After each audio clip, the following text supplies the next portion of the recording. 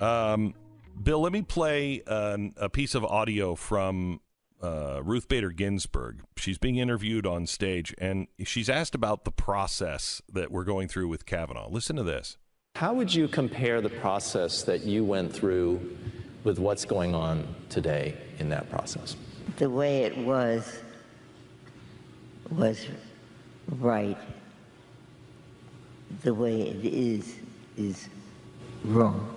The atmosphere in 93 was truly bipartisan. The vote on my confirmation was 96-3. Even though I had spent about 10 years of my life litigating cases under the auspices of the ACLU board, ACLU, and I was on the ACLU board and one of their general counsel. But that's the way it should be. Okay, stop. Bill, here she is saying, you know, the Republicans let me pass, even though I was on the ACLU board and I was litigating things for the ACLU. They would never, the Democrats would go crazy now if any candidate had done anything for even the Heritage Foundation. What does this tell you about what she just said? Well, you know, I'm of two minds on this. I think the justice is being honest and describing what happened to her and then what's happening now. I think the three people who voted against her in the Senate were probably right. I mean, Ruth Bader Ginsburg has done a lot of damage to the country. And she admits that she is not looking to uphold the Constitution, that she believes the Constitution is evolving. Correct. So therefore she can vote on whatever her politics are. So here's the problem, isn't it? That everyone they want somebody on their side. A judge should be selected because the Constitution or the rule of law is the side that they're on. I mean, if we had people that were deciding things on the Constitution, based on the Constitution, the world would be a much different place, and we could advise and consent. But nobody's looking to the Constitution as its basis. They're looking at policies. But that's never going to happen again in America. So what's the cliche? The genie's left the bottle, the horse is out of the barn. Then shouldn't we have? It's not going to happen. Okay, then shouldn't we have an entirely different conversation then about what we want going forward? Because there's no we anymore. It's them versus us. Look at the sanctuary cities policy. Okay, so these people get elected and they're sworn to uphold the Constitution. Correct? The mayors and the governors and all these people. Well, they raise their hand. I'm going to uphold the Constitution. All right. Well, let's pick this up. Let's pick this up when we come back. We have just a couple of seconds. When we come back, pick it up there. So we started this conversation with Bill O'Reilly a few minutes ago, where he said that it's just not going to happen to where we're going to advise and consent anymore. We're not going to find those people who are just wanting to read the Constitution as it was written. Because we're too highly divided now, and we've politicized all this. Do I have that right, Bill? Yes, and the best example is sanctuary cities. The mayors and the governors take an oath upon their swearing in. I'll uphold the Constitution. The Constitution says that you follow federal, state, and local law. If you're a citizen, this is your duty as a citizen. And all of a sudden, the governors and mayors say, no, we're not going to follow federal law on immigration. We're going to do what we want. Correct. So when you reach a point, and that is an extreme point, people should understand it. Mm-hmm. Been mainstreamed by the media, but it isn't mainstream. Okay, this is basically repudiating the law of the land and embracing anarchy. Once you reach that point where it's acceptable for public servants, whether they're judges or elected officials to discard the Constitution at will, then you have what you have now, where nothing matters other than my politics. Okay, so you said we're not going back there. We're not going back to a... No, it's not going to happen. So then this is an honest question. Right now, we're in a world where if we're all being honest with each other, the left, the Democrats, they were not voting for Hillary. Most of them were voting against Trump. And most of the people that voted for Trump were voting against Hillary. It's not what they were for, it was what they were against. And we are now entering a time where we are so afraid of my side being silenced that I will vote for someone that will silence them instead. That's not good. Am I wasting my breath and my... I think there are Americans who are genuinely enthusiastic about liberal causes in the Democratic Party and vice versa, traditional causes in the Republican Party. I think there are. But the fear that we're going to be a socialist country does drive a lot of people to vote for Donald Trump and Republicans. There's no doubt about that. Right. And it's not an unbased fear when you have candidates who last night in New York, and I'd love to touch base with you on this, sure, are socialists. They're declared socialists. And there's a difference between somebody who wants a welfare state and somebody who wants socialism. I mean, even the president, what was it, Denmark, I think, came over to the United States and said, I just want you to know, Bernie Sanders keeps saying we're a socialist country. We're not. We're a capitalist country that has a lot of welfare. That's different. So I get that. But I just want to ask you, again, this one last question, because I feel like you're saying to me, Glenn, it's not coming back. Well, if it's not coming back, then I'm wasting my time fighting for something that means nothing to anyone. I believe in the Constitution and the Bill of Rights. I believe once we are somehow or another reminded that that's what stops all of this nonsense, we'll return. But if we're not returning, then we should have a different discussion, and that is, okay, socialism or what?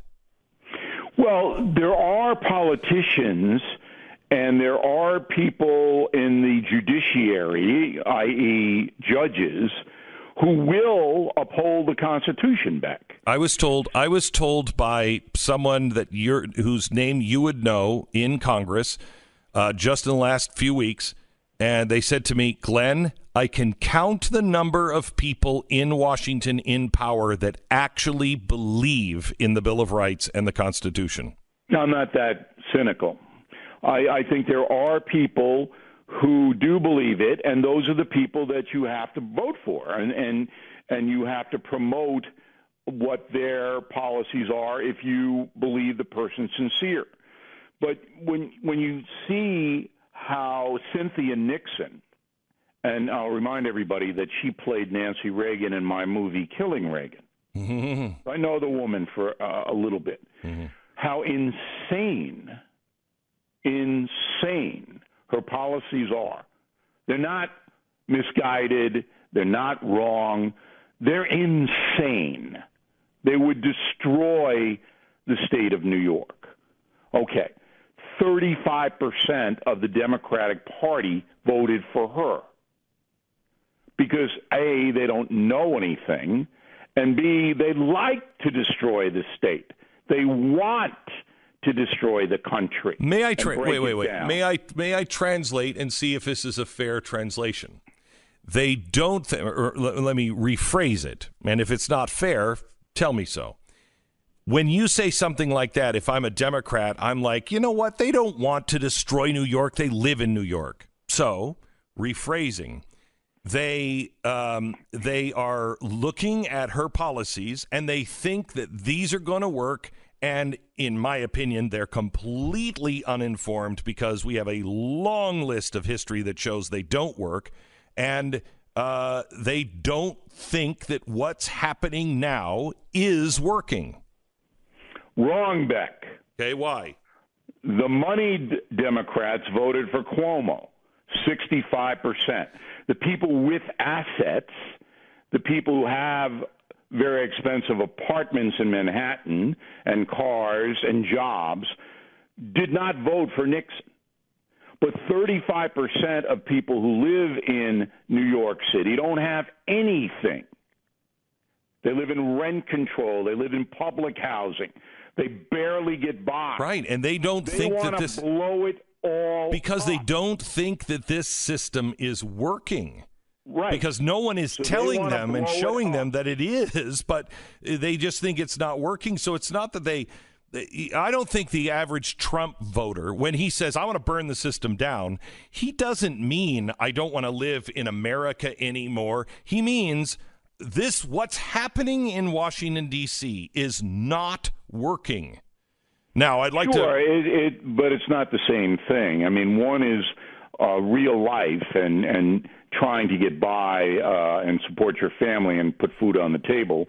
And the other is theoretical. We don't want a PC nation. We don't want these politicians who lie to us.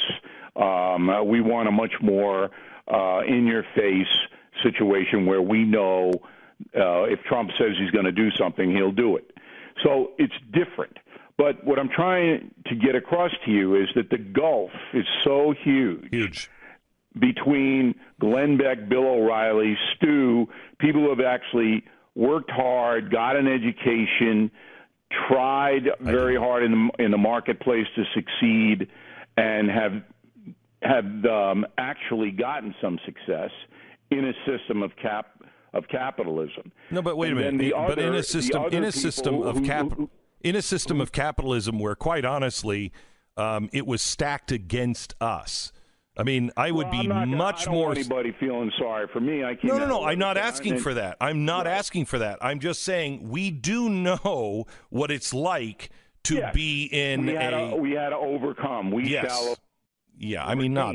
I wouldn't know if I'd use that phrase, but yes. But there's a cadre, and it comes out of the university system and high schools, and embraced by the media, of victimization.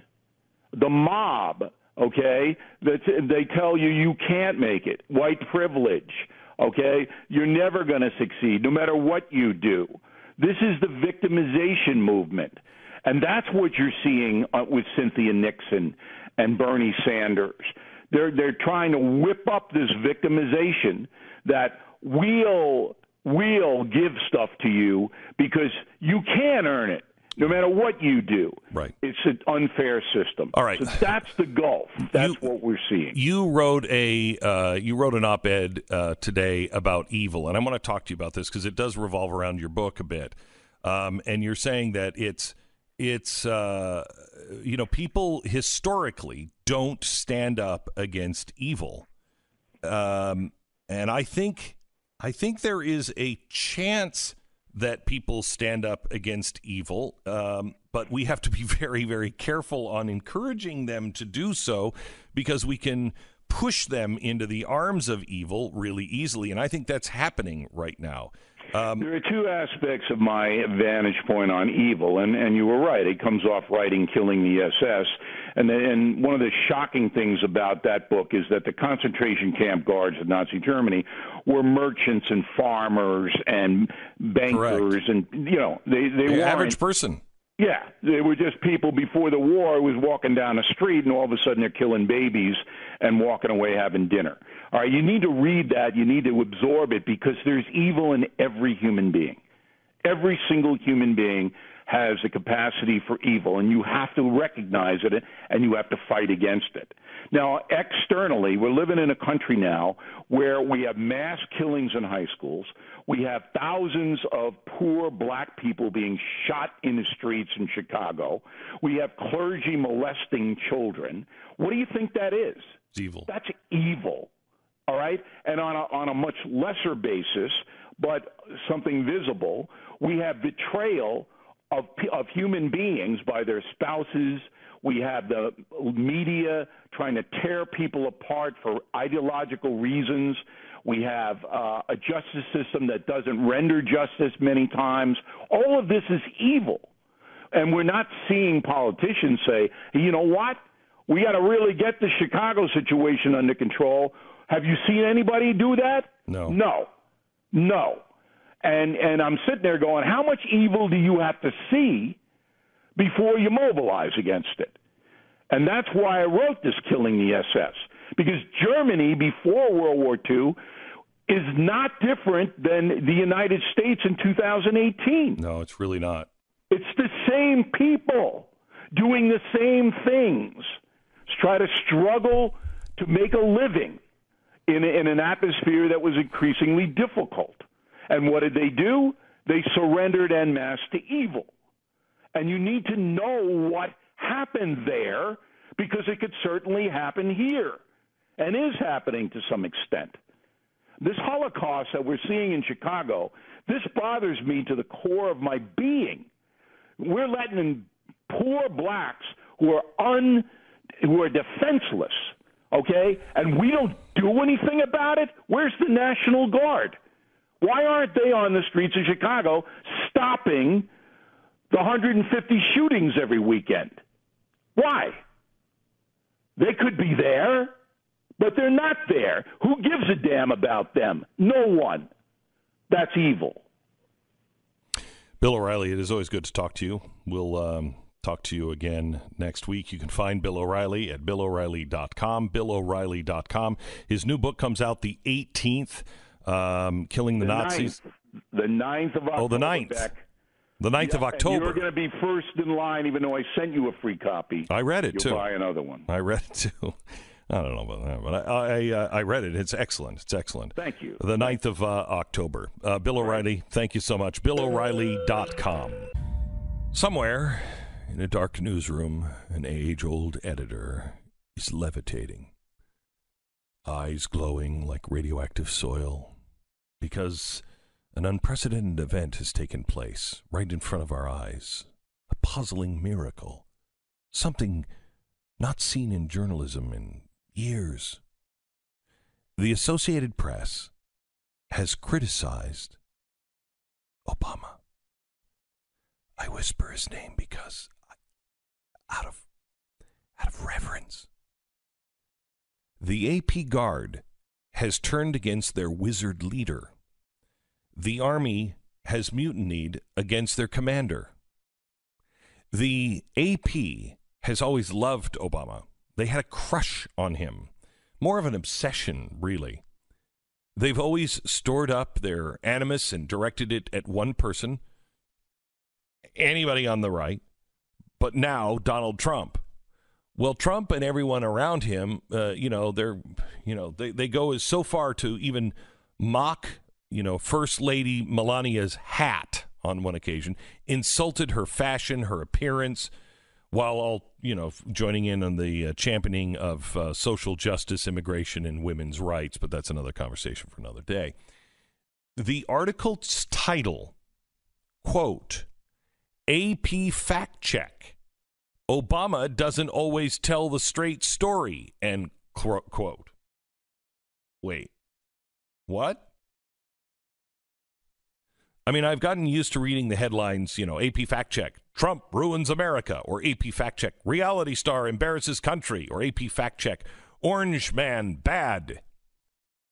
But here's the opening line of the article. Former President Barack Obama recent denunciation of President Donald Trump's treatment of the press overlooks the aggressive steps the Justice Department took to keep information from the public during his administration. What is happening? I feel like a wormhole is opened up, and all of us we've appeared in yet another parallel universe.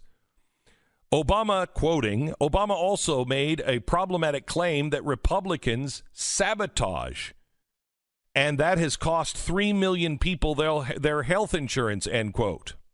Then they break down all the lies that Obama committed. Again, quick, check the AP story before it's sucked back into another vortex or another universe. Quote, Obama, it shouldn't be Democrat or Republican to say that we don't threaten the freedom of the press because they say things or publish stories we don't like.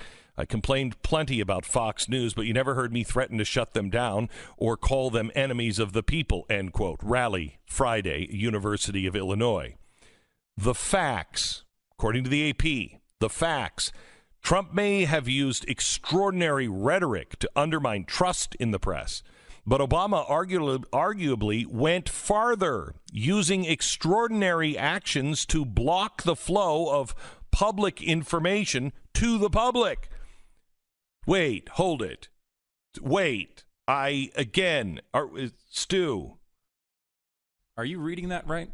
Are you reading that AP? You're reading it with me, are you not? Yeah, but maybe I don't understand. This can't be happening. Are you married to Lisa in this universe? Oh yeah, still. Wow. Okay. That one is. Well, actually then you pretty traveled. rough. You traveled with me, so I don't know what universe this is. They just said Obama went farther than Trump in undermining the press. Overall,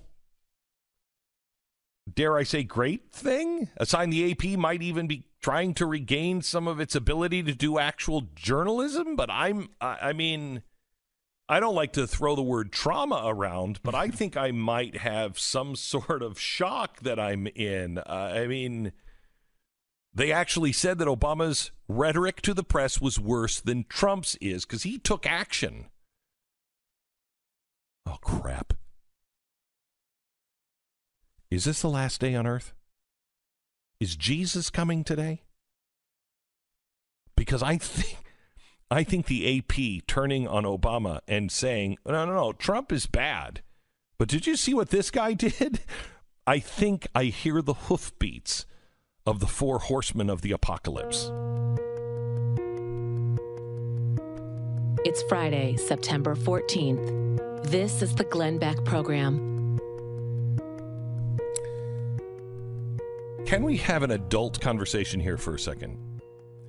And that means that we're going to have one that is going to be filled with some puzzlement and some conjecture and some worries that are not provable and not even they're human beings meeting together trying to figure out what the hell happened. Did you see what happened in Andover, Massachusetts yesterday? The explosions? Yeah, that was very strange. Why? What is that? There were 70 fires and explosions yesterday. 70. They were all part, apparently, we still don't know, but apparently they were all something to do with the gas lines. So if your house was on this gas line, it just blew up. And over 1,000 people in this area had to get out. And it was Merrimack Valley, which has, I think, 3 towns in it: Lawrence, Andover, and North Andover. One person died in a chimney from a house explosion, and he wasn't in the chimney. The chimney fell, blew out and fell on his car, and he was in the car. There are 20 people in the hospital. One is in critical condition. I'm just looking here. One is in serious condition. 10 people are being treated for shock and trauma because of the explosion, but they don't know what caused it. They had to depressurize all of the lines and clear all the lines of gas, and that's what stopped it. But they're still working on the fires today. 70. Now, we have to find out what happened there, and obviously they will. But this is the kind of thing. I am not saying this is what happened, but this is the kind of thing that should wake us up to the kind of attacks that I think can be done in cyber warfare. I don't know if these gas lines were connected to the internet, but this is the kind of thing that can happen when somebody hijacks a utility.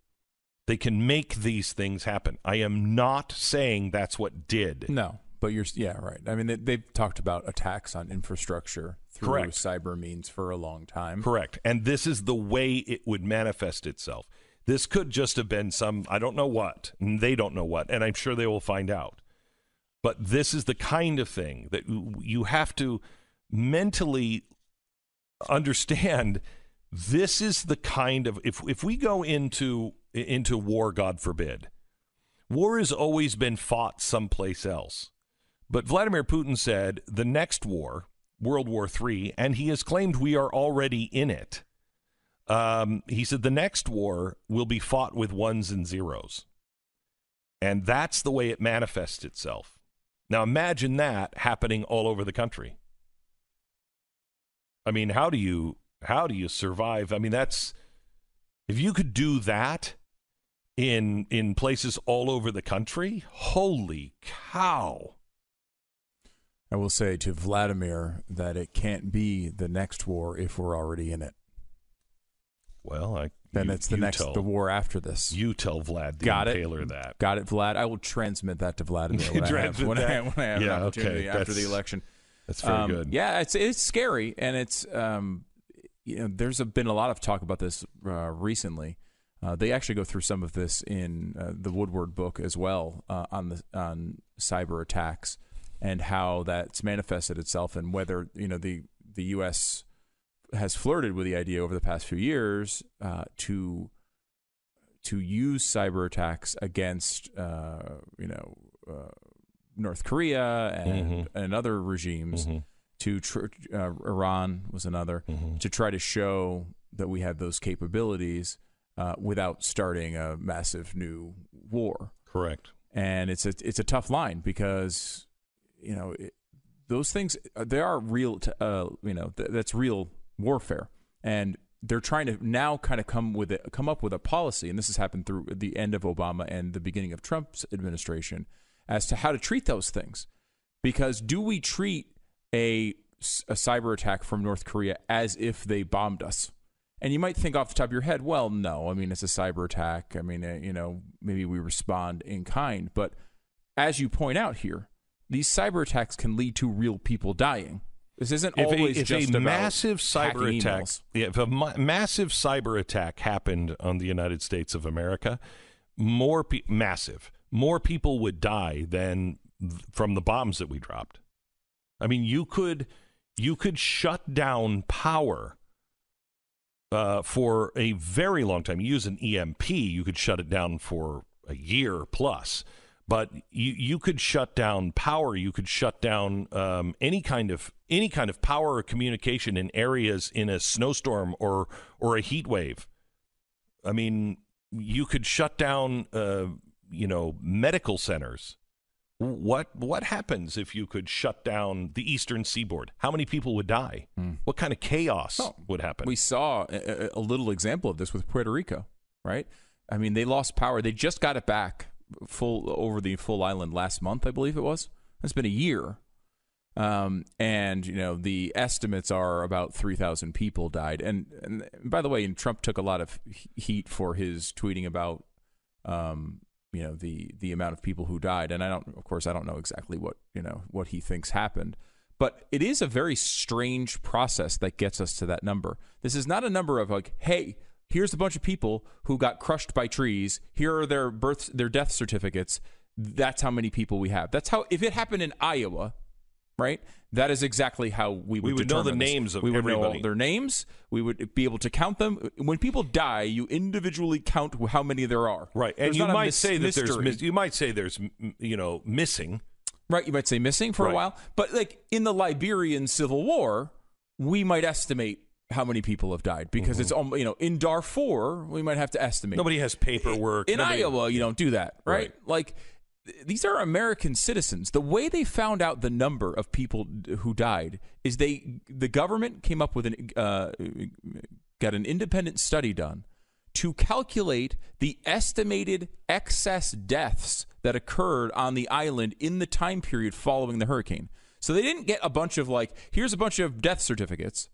They instead have a estimate. I mean, this is the last line of the New York Times story about how they came up with this number.